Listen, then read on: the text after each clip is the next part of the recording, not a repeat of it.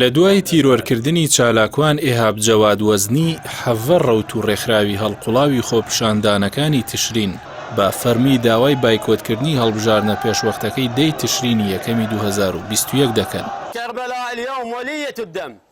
بە پێی بە دوواداچوونەکان دوای تیرۆرکردنی چالاکوان ئێهاب جەواد وەزنی سەرکردە و چالاکانی خۆپیشاندانەکانی عێراق خۆیان لە بەردەم دوو بژاردەدا بینیوەتەوە.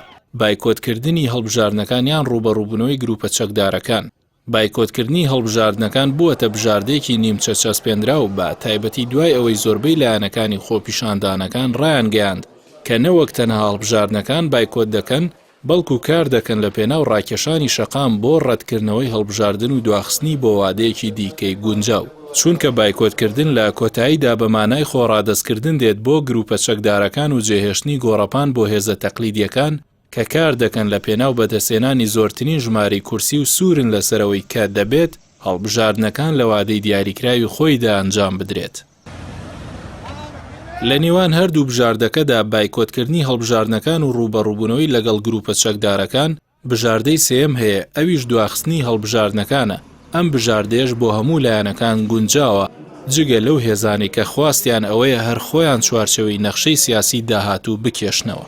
ئەمەش لە کاتێکدا شەقام و خۆپیشاندەران جەخت لەوە دەکەنەوە کە سوود لە هەڵبژاردنێکدا نییە ببێتە هۆی دووبارە سەرکەوتنەوەی هێزە گەندەڵکارەکان و شەرعیەتدان بە گروپە چەکدارەکانی دەرچوو لە یاسا. شەقام و خۆپیشاندەران ڕاشی دەگەێنن تا ئەو کاتی ڕەوشێکی ڕاستەقینە دێتە ئارا و شپرزەبوون لەسەر حکومەتی ئێستا هەڵدەگیرێت و بوار بۆ هێزەکانی کۆمەلگا دەڕەخسێنێت بۆ ئەوەی بەو پەڕی ئازادیەوە گوزارشت لە ڕای خۆیان بکەن، هەروەها بەشداری بکەن لە هەڵبژاردنێک کە هەلی کێبڕکێکردنی یەکسان بۆ هەمووان دەڕەخسێنێت. لەو کاتەدا سەرکەوتنێکی گەورە لەسەر ڕێگای گۆڕانکاری خوازرا و بەدەست دێت. ڕۆژی هەینی سەرۆکایەتیەکانی عێراق، سەرۆکایەتی کۆمار، ئەنجومەنی نوێنەران، حکوومەت و ئەنجومەنی باڵای دادوەری ڕایان گەیاند کە ئەو ڕووداوانی کە چەند ڕۆژی ڕابردوو بەغدا بەخۆیەوە بینی بە شێوەیەکی نەرێنی کار دەکەنە سەر هەوڵەکانی هێنانەدی ئاسایش و ئارامی و پاراستنی شکۆ و سامی دەوڵەت. سەرۆکایەتیەکانی عێراق لە بەیاننامەیەکدا دوای کۆبوونەوەیەک ڕوونیان کردوێتەوە کە شڵەژانی ئەمنی و دەستدرێژیکردنە سەر دەوڵەت زێدەڕۆیەکی مەترسیدارە و داوایان کرد کە چەک تەنها بەدەست دەوڵەتەوە بێت.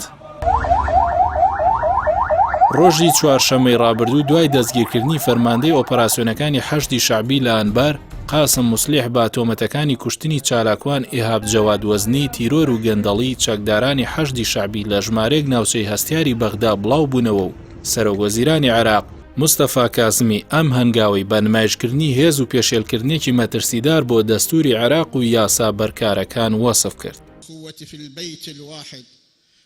دەستگیرکردنی قاسم موسلیح و ڕووداوەکانی دواتر بەهێزی دامەزراوەی سەربازی دەوڵەتی عێراق ئاشکرا دەکات لە بەرامبەر کاریگەری ئەو گروپانی کە ناوچەی سەوزیان گەمارۆدا بوو کە زۆربەی بەرپرسانی دەوڵەتیان ناچار کرد کە بۆ ماوەی چەندین کاتژمێر لەو شوێنەی کە تیایدان بمێننەوە.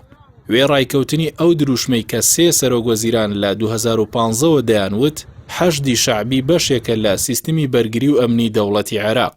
چاودێرانی ڕەوشی عێراق پێیان وایە کە ئەو دیاردە چەکداری کە ڕۆژی چوارشەممە بەغدا بەخۆیەوە بینی بەڵگەیە لەسەر ئەوەی کە چەکی دەرەوەی دەسەڵاتی دەوڵەت تەنها هەڕەشە نیە بۆ سەر چالاکوان و خۆپیشاندەران، بەڵکو هەڕەشەیە بۆ سەر دامەزراوەکانی دەوڵەتیش.